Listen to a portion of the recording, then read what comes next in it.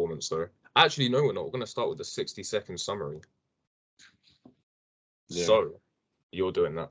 You're going to summarize the entire weekend in 60 seconds, including the sprint race. So you've got a bit of a job right now. All right. So, here we go. 60-second summary. Wait. Emilia-Romagna made in Italy, Del Premio something, Grand Prix. Give me a sec. 3, 2, 1, go. In terms of qualifying, Mercedes was shocking. They both didn't get into Q3, which is like the worst qualifying since I think like Japan 2012. The rest of qualifying was kind of like you got a lot of, it's the most qualifying with red flags. The sprint race, boring. Max won. You got a bit of kind of interesting kind of Charles Max kind of race. The rest of it was kind of boring. The race was very boring. The start was interesting. After that, there was no DRS, so everyone was just following. You didn't really get anything after that.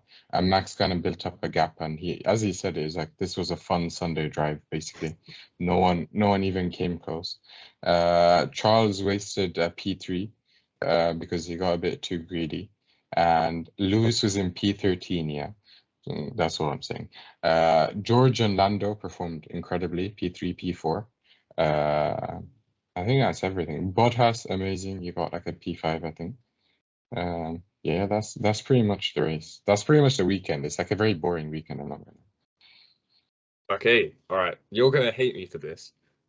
You got 1 minute and 10 seconds, but I was done like 10 seconds ago. But the problem is, I'm not gonna stop you anymore, bro. But the problem is, you know when you had that massive pause and then mentioned Bottas for no reason?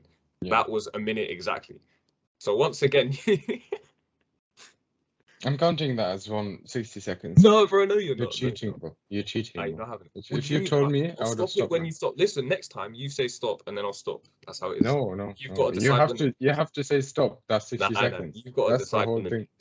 No, this is cheating, man. You decide when the minute. Then I'll time it, and I'll ignore your timing for next time. Then. No, you can't time it, bro. Nah. The point is to see how. You're not telling me when to stop then. Between the minute. Nope. No. You got too good at the other one, man. I'm switching it up now. You have to guess what a minute is. You need to guess how long you're talking for. Yeah. Anyway, so I'm putting on a sprint timer race next time. You're gonna have notes next time, full on bullet points. Read it out. So before we get into the proper race, then what's just in general? This is the first of 3 sprint races they're doing this year. More points on offer. They've changed the format a little bit. Are you a fan of the sprints in general? Can I just say, like, I actually forgot, like, there is a sprint race. Like, I'm not even joking. Like, I watch, I didn't watch, but like, I followed FP1, FP2. I was at FP1, FP2, and then I thought it was like, it's fine, we're done for the day, yeah. And I'm just chilling and everything, and then it was like qualifying, and Sainz crashed. What Sainz is crashed? Bro, what happened, man? I don't know anything about this. And then like, yeah, it's a bit like. I don't know. Like, I totally forgot that's gonna happen. And so I was a bit screwed over. Like I didn't change my fantasy, I didn't do it. I wouldn't have changed it, but bro, still, you're like so lucky. I checked yours, yeah, because I was in the library actually when the second practice finished. So I was changing it, like I think I watched qualifying in the library. And I was just changing my team and stuff, and I looked at yours and I was like, there's no way. You just didn't change any of it. And I didn't believe you. And then watching the race, because I remembered what your team was, because obviously you only need to remember like the cheap drivers or whatever. Bottas, I mean, we'll review it later, but Bottas did insane, and then Magnussen did solid, and then like it's Sainz and Leclerc that were kind of disappointing. Yeah, but it wouldn't make sense to get rid of them yet. I mean, to be fair, I might get rid of Sainz soon. We'll see. Anyway, sprint. To be honest, like I don't know. In the commentary, right, they were saying, "Oh, it would be great to add another 10 laps to this." Oh yeah, we should make it longer. It's just getting good, and now we're gonna like shut up. You might as well just make it 2 races then. By that logic, you might as well just say, let's do qualifying on Friday. We'll have an entire race on Saturday, and then have another race on Sunday. Like you're turning it into F2 at this point. I don't know the proper F2 format, but it sounds like F1 is just going to make a feature race and then a proper race. Maybe have another race on Monday, because why not? Like, It's it all makes no about sense. money. Like, I I think don't this get it. point is all about money and what can bring in more money. That's the whole, they're talking about a 30 race season, and the only reason you do a 30 race season is because you can get more money. And yeah, I don't they're know, man. ruining so I'm not gonna lie, like the past few weeks, I've just been a bit like, since we've been speaking about this stuff, and you kind of like I enjoy watching the sport, I love the sport and all of that. But with everything that's kind of happening, you're a bit kind of like I don't really care as much because like Yeah. I feel like they're ruining the sport. I'm not gonna lie. Like I feel like with everything they're doing, I think they're actually ruining the sport. And you kind of like What do you mean by everything they're doing? Like, what's the? not the new technical regulations, but in terms of like the talk about removing like races like Monza and like Monaco. Like I dislike Monaco, and I know I go on about like how terrible Monaco is and all of that. But Yeah. you can't remove like those three races and Spa and stuff. You can't remove these races. But at the same time, they're like, let's make a 30 race calendar. What? What are you talking about, man? Like, Yeah. yeah, It's tough. Like, there were certain things they're experimenting with, like the whole hearing the team radio between the what's it called, the team principals and the race director. It was like yeah, a good that did idea well. initially, but obviously that got very Netflixized very quickly. Like, everything just seems a little bit. I'm sort of seeing the same thing, and I was gonna do a topic about this later, but like we might as well do it now. F1 just seems like mad toxic at the moment. Like, I don't know what it is, but I only got into like the Twitter side of things like a few months ago, maybe near the end of like last season. And right now like it's terrible. I've seen, hold on, I wrote down examples of like what was going I on. think There's I some mad think Drive stuff. to Survive is what's pushing it, to be honest. Like if I'm being very honest, I actually think Drive to Survive is causing a lot of these issues. Yeah. Uh, I was gonna say Dirty Set of the Grid instead of Drive to Survive. Uh, no, but like if we're being very honest, I actually think it is causing a lot of issues and it's causing a lot of problems. And like they have added like I think according to F1, it's added Drive to Survive has added like 73 million new viewers. And like it's pushed up like the race viewership by like 54%. And it's pushed up the value to 13 billion from I think like it was 3, 4 billion something. So Yeah. obviously it's added a lot of value to like F1 as a sport, but I think that's the good side of it. I think the other side of it is getting people who don't know what they're talking about going on and being like, Lewis had a great race, bro. He came in P13, man. But there's the thing, here's like, so some of it is like definitely with the broadcasting side, and that I would say comes something to do with Netflix or whatever, this new idea of trying to make everything drama. And then there's another side of it where it's literally just the fans like doing stuff. Like, I'm seeing people now, right? They'll compare how F1 will post things, like they'll compare like the wording of the F1 posts when something happens compared to something else. So they're trying to figure out like if F1 has an agenda against certain drivers on social media. Then they'll do a lot of things. There's been a lot of comparison now where like obviously Charles Leclerc initially for literally just after 3 races was being called better than Max Verstappen, and now he makes this one mistake, and everyone's like, if you're making fun of Charles, they're like, oh no, but he's still better than your driver. He's really good. And if you're not making fun of Charles, he's made a mistake. Like, why aren't you like all these people who are saying he's championship material? Why aren't you like on his back right now? Like, it's the moment something happens, you should either be not reacting and you'll get slated for it, or you should be like really on this person because remember how you were destroying, I don't know, whoever it was, Science earlier for spinning or whatever, and now you're not having a go at Charles.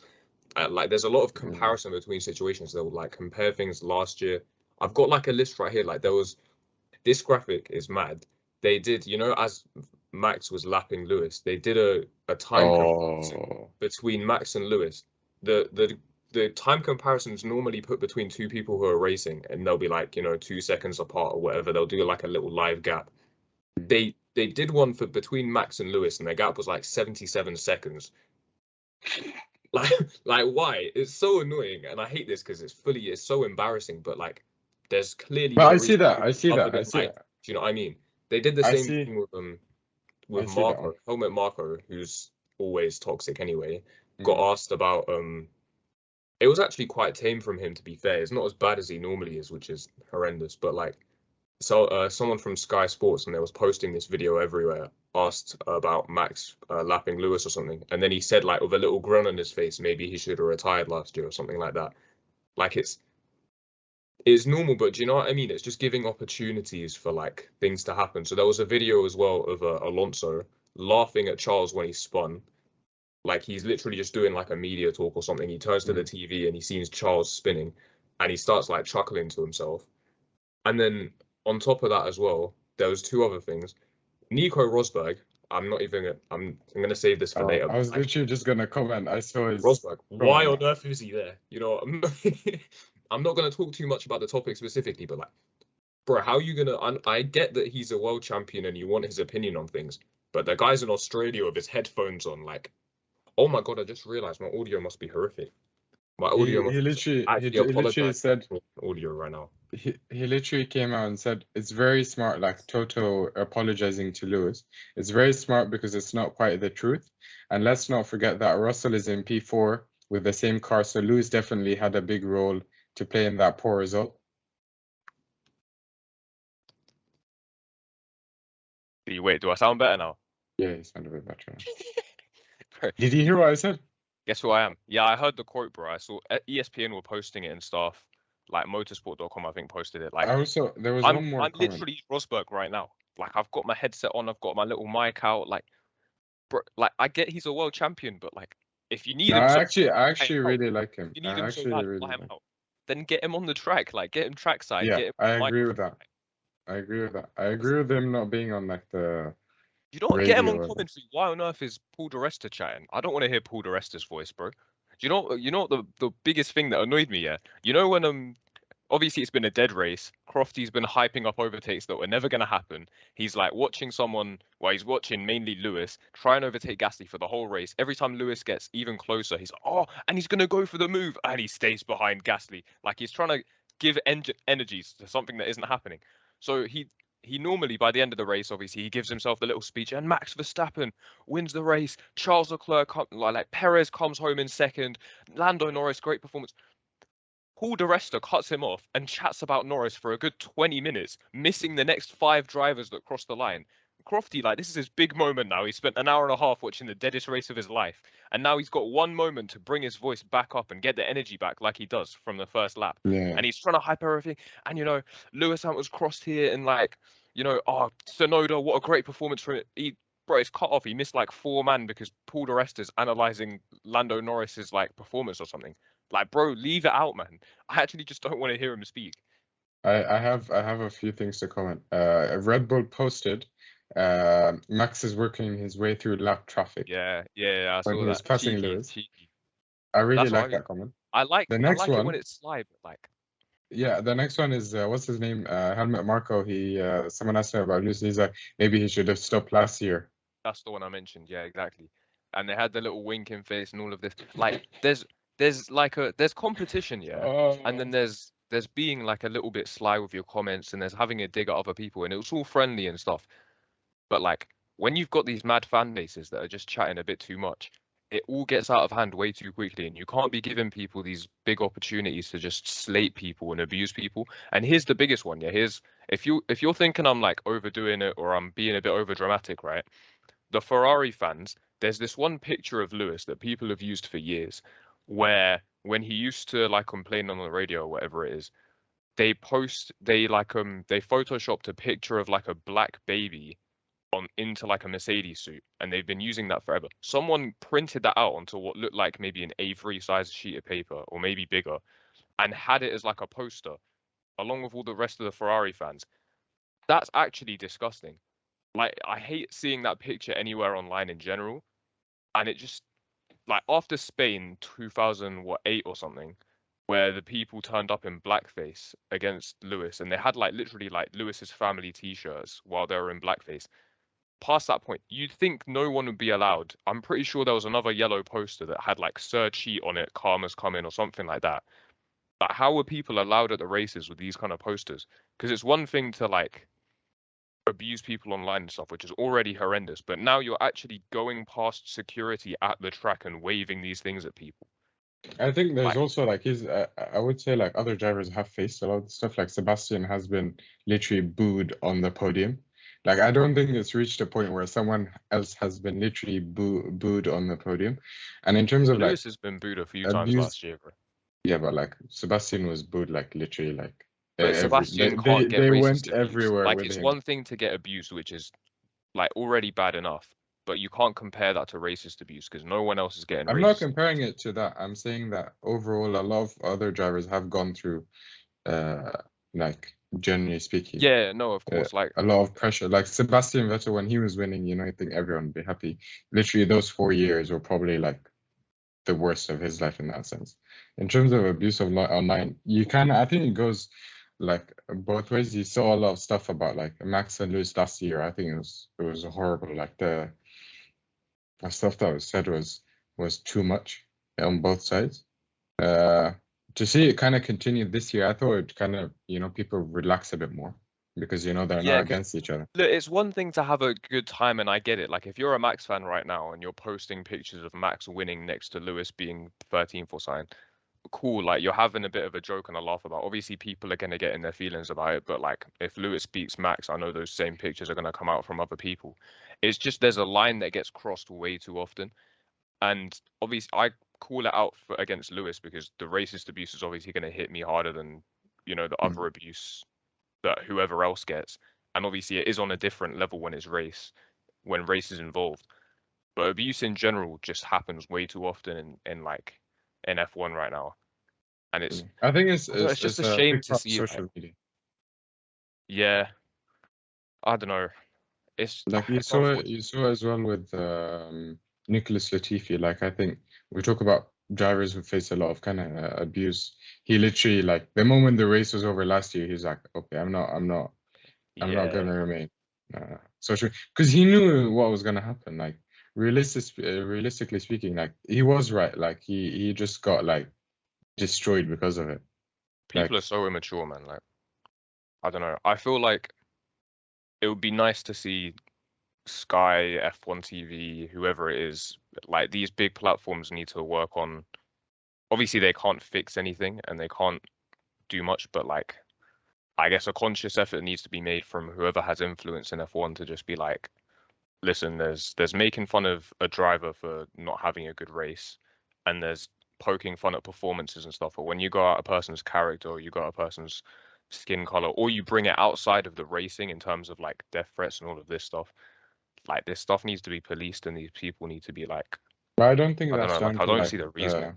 Sky Sports or whatever. Like I think it's more down like the teams have already posted stuff about this last year, you know, and I think it's after the race, all of them stood and kind of like they posted something like solidarity with Lewis because he was getting a lot of racist abuse. Um, but I don't think like Sky Sports or whatever, I don't think they'd actually do anything. I think it's more along the lines of like the social media platforms need to kind of police this a bit better. I think the at races, if you're getting people posting these things, that needs to be monitored Yeah, a bit. the fact So of I don't think it's just like I don't think it's actually Sky Sports or whatever, because you see this in football a lot. You see in no, football of where course, it's yeah, that goes without saying though. like in I'm football is like in some places actually like a lot worse. Like with some players it's like way worse. And you saw it like no one can do anything about it. So I think I heard Rio Ferdinand was talking about this. He's like, you know, he shouldn't be allowed, like we shouldn't be seeing this stuff in like 2022 and all of that. But there is no kind of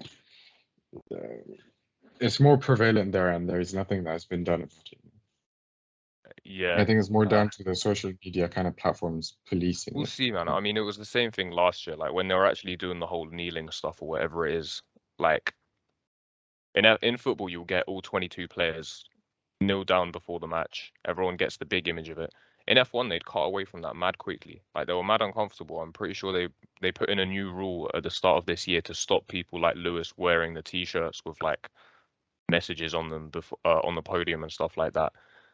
And only like 6 of the drivers would be kneeling or something like that because it's against whatever it is. Like I don't know. At that point, it's just mad dodgy. Like Mhm. if you can't get all of them in unity in one message, which is why they made their own message, "We race as one," and then ended up doing nothing with it. Like yeah, it's just I don't know. You can tell that there's a divide. There's a difference. Like obviously, on football, there's big ends of the scale, but I feel like the majority of people in football are a lot better than the ones in F1 at the moment. I don't think it's actually I think like football I think when it comes to F1, it's always been kind of like resistant to change because of the people who are like in charge of it essentially.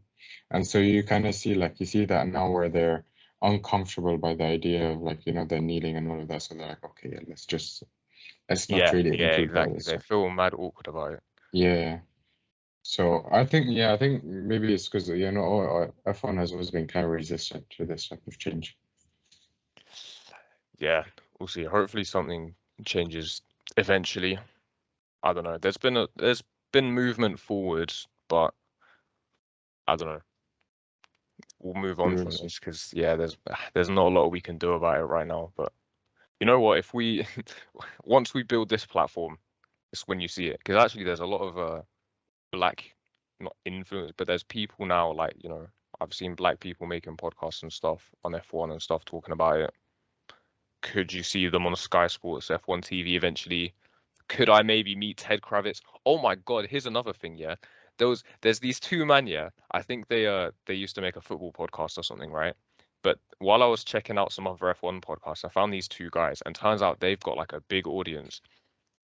They make an F1 podcast. It's only like half an hour long. It's these two white guys, and they chat about it from a new fan's perspective. So they literally know absolutely nothing, and they're chatting about F1, and they've got a full-on podcast about it. And you're like, cool, fresh angle, that's quite cool. I don't know how they've got a massive audience out of it, but like, fair enough, cool, like, well played to you. They're literally like in the paddock just walking around, and then Ted Kravitz comes at them with his microphone during the sprint qualifying notebook and starts chatting to them for 5 minutes. Like these men actually just got like a massive plug as well. Like Ted was telling them like, oh yeah, what's your podcast called? Yeah, it's quite cool. Oh yeah, maybe I should make a podcast. How on earth, bro? My Twitter account is literally called Ked Travitz.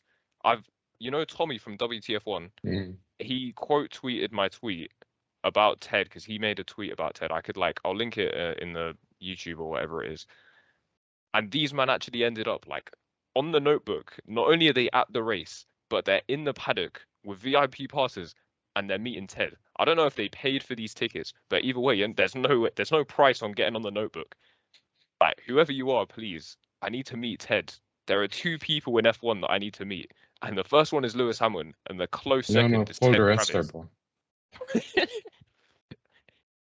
If I met Lewis and Ted in the same day, even meeting Paul di Resta would not ruin that day for me.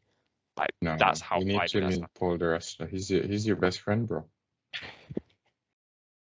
He's your best friend. I just realized on like our Twitter, you just keep posting about Lewis Hamilton, bro. Do I? Like, this is what I'm saying, bro. Then you need to cancel it out by tweeting about other stuff, like. Bro, like Follow us our on Twitter is just Lewis Hamilton. Then you post. I'm trying not to. I really try not to. I'd save that for my personal one, but you should try and post more. Yeah, if you see a lot of Lewis Hamilton stuff, it's not me, it's him. It's his fault. It's not my fault.